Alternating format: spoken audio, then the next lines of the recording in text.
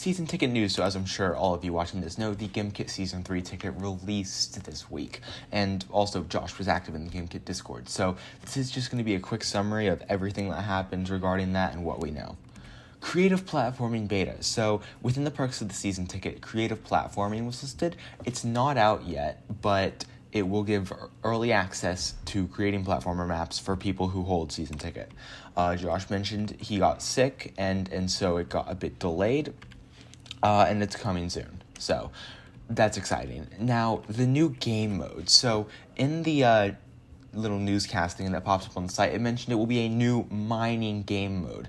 Josh also confirmed in the Discord it will be a platformer game. Jeff mentioned that the new mode doesn't come out with the seasons, but usually a little later, so we can definitely expect the new mode soon, which is very exciting. Now, this one caught me by surprise because I don't play GimKit too much, funnily enough, and basically GimKit had a silent update. They didn't announce this at all, but when you hover your mouse over the game code, it will now show up a QR code that you can scan to join the game on top of a copy join link button. And then for spectating, there was an update to this that added a new option to automatically spectate a different player every 10 seconds. So that is very cool. Now, this is a bit more of a negative thing, which is interesting. The first time that's been on GimKit News. But basically, there was a GimKit game night that kind of got just filled up with bots. You can see on the side, there's the user list. Most of those say bot, even though it's a bit too small for you guys to read.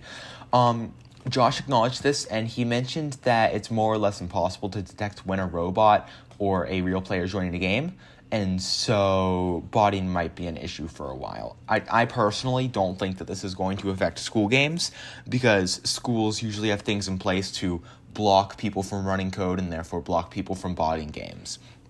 Now, I got in touch with the person who wrote a large chunk of the code behind this botting program, and I asked him a few questions. So, interestingly enough, he didn't actually mean for the code to be used for botting. He mentioned that he thought it would be a funny way for people to have anonymous people join. So, like, if you have a friend named David, have 5 Davids join. He also said that he wanted to play Bad Apple on GimKit bots, but he was stopped by the 5-player limit. So that's very interesting. We'll see how all this plays out with all this botting troubles and whatnot. Another thing that very much concerns me is that window.stores, which was the primary way to mod GimKit, it got removed by Josh. This person, it took him an hour to get it back, which is probably not good because removing window.stores was designed to stop people from getting that. Anyway, so we'll end it on a high note. The Don't Look Down world record. This is insane because Roblox set a 6:25, noticed it at 11:27 p.m. He said it was kind of like a bad run because he missed 2 cycles at the end or whatever. I don't know. I don't speedrun Don't Look Down anymore.